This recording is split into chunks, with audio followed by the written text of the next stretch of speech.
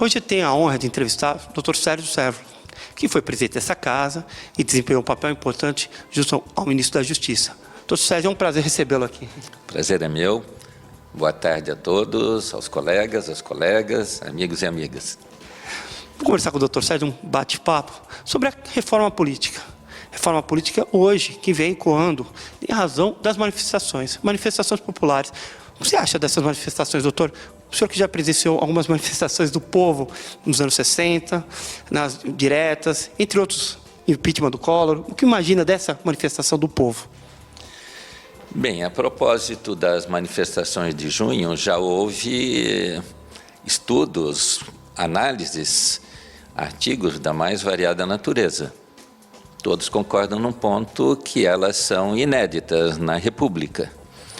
Elas são muito espontâneas, ou foram muito espontâneas, foram muito difusas, foram sem alvos ou objetivo determinados, mas, pelo menos, parece que elas não apenas decorrem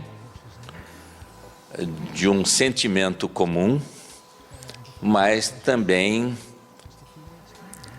se dirigem a uma finalidade comum, ou pelo menos denunciam uma insatisfação muito grande com os representantes do povo nos órgãos do governo em todos os seus níveis, município, estado e federação. Semelhante ao impeachment do presidente Collor, agora também é com relação à moralidade dos políticos, né? Mas o reflexo disso para o povo, eu imagino que seja a reforma política. Dentro desse paralelo, dentro desse quadro, quais são os principais pontos da reforma política que o senhor acha que devemos atuar? O que a gente percebe é que há uma distância muito grande entre o povo e os seus representantes, ou pelo menos as manifestações mostram existir essa distância. Isso mostra também como a nossa democracia representativa já não cumpre as suas finalidades políticas e mesmo as suas finalidades filosóficas ou ideológicas. Em outras palavras, o nosso sistema representativo está falido. Qualquer reforma política em que se pense precisa exatamente ter como alvo os pontos desse sistema que geram essa distância entre o povo e o sistema representativo. Imaginemos que, agora no Senado foi aprovado uma lei que outrora não tinha sido aprovada com relação a familiares e a suplentes. Isso é o que está, na verdade, ecoando para o povo, talvez um medo dos políticos. Mas, em termos práticos, o plebiscito talvez seja muito dispendioso, o referendo. Imaginemos que há uma necessidade de uma nova constituinte, mas ela deve ser feita agora ou só a próxima eleição? Eu creio que quem pode dizer isso é o povo nas ruas. A manifestação do povo nas ruas é uma manifestação do poder constituinte. Muitas vezes pode ser inoportuna uma Assembleia Constituinte exclusiva. Eu jamais pensaria numa Assembleia Constituinte, nos seus prós e nos seus contras, tendo em vista as despesas que acarreta. O mesmo a gente teria que pensar com relação a todas as eleições. Toda eleição é dispendiosa. Acontece que os lucros democráticos que ela produz são muito grandes e desproporcionados à respectiva despesa. E eu creio que essas manifestações ainda não se extinguiram. Aqueles políticos que estejam pensando isto mostram uma grande insensibilidade.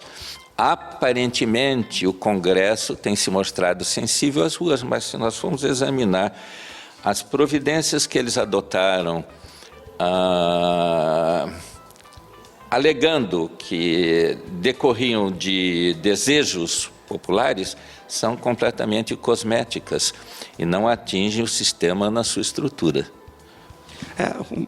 pensando até o advogado, uma das principais, e até o empresário, qualquer que seja a atividade, um dos principais problemas enfrentados pela população é a carga tributária. Só que ela é reflexo da economia do país. Talvez uma reforma tributária, ela requer mais tempo para se pensar, não imediatamente. O senhor concorda? Qualquer reforma, ela precisa ser bastante amadurecida. Mas, de qualquer modo, nesses anos, desde 1988, eu tenho a impressão de que nós já acumulamos um conhecimento a respeito dos pontos em que é necessário mexer. A reforma tributária não se inclui necessariamente na reforma política, mas eu creio que talvez uma expressão melhor para caracterizar a reforma de que nós precisamos nem seria a reforma do Estado, eu diria a reforma cidadã. Quais seriam os pontos básicos dessa reforma? Em primeiro lugar, a atuação dos poderes constituídos. Em segundo lugar, o modo como os poderes constituídos tratam a cidadania. A distância entre os poderes constituídos e até, eu diria que há uma guerra do Estado contra os cidadãos, principalmente uma guerra através da burocracia, não é? E nessa guerra, os exércitos estatais que combatem o povo, eles se manifestam em grande parte, desculpem os funcionários da Receita, na Receita Federal, desculpem meus membros do Judiciário, no Judiciário. Remetendo ao Judiciário, há um enfraquecimento muito claro, gritante no nosso Judiciário. Essas ações do Judiciário, desde o peticionamento eletrônico, são tentativas de fortalecimento, mas no campo moral também e no campo de atuação do Judiciário, há um enfraquecimento visível. Eu acho que uma sociedade forte, ela necessita de um judiciário forte. O senhor concorda? Uma sociedade forte precisa, em primeiro lugar, de um judiciário eficiente e comprometido, não apenas com a Constituição, mas com as finalidades da República. O nosso judiciário não é republicano. Nós precisamos ter um foco na reforma política. Eu tenho a impressão de que há 2 itens absolutamente necessários por uma reforma política que a curto prazo vai trazer frutos excelentes para o povo brasileiro. Primeiro, o financiamento público das eleições. Em segundo lugar, a democracia intrapartidária. Nós não temos partidos políticos porque não há democracia interna nos partidos políticos. No momento em que os partidos políticos tiverem democracia interna, eles passarão a cumprir o papel que hoje, infelizmente, não desempenham. O papel de canais da vontade e das aspirações populares. Mas não há uma pluralidade de partidos. Há muitos partidos políticos. Eu acho que não tem que ser uma energia desacerbada sobre isso, a canalizar, diminuir os partidos. A nossa sociedade é uma sociedade plural. O que atrapalha a política não é a existência de muitos partidos políticos, na medida em que eles retratam ou espelham o pluralismo, está difícil hoje, hein? Eu preciso voltar para a escola, da nossa sociedade. Quando se fala em voto distrital, por exemplo, o objetivo do voto distrital é diminuir o número dos partidos políticos a 2 ou no máximo 3. Isto é uma violência. O cidadão fica sem chances de escolha na ocasião de uma eleição, né? De modo que esse problema do número dos partidos políticos não é um problema do nosso sistema eleitoral, é um pseudo-problema. São diversas. É um país em transição, é um país em crescimento.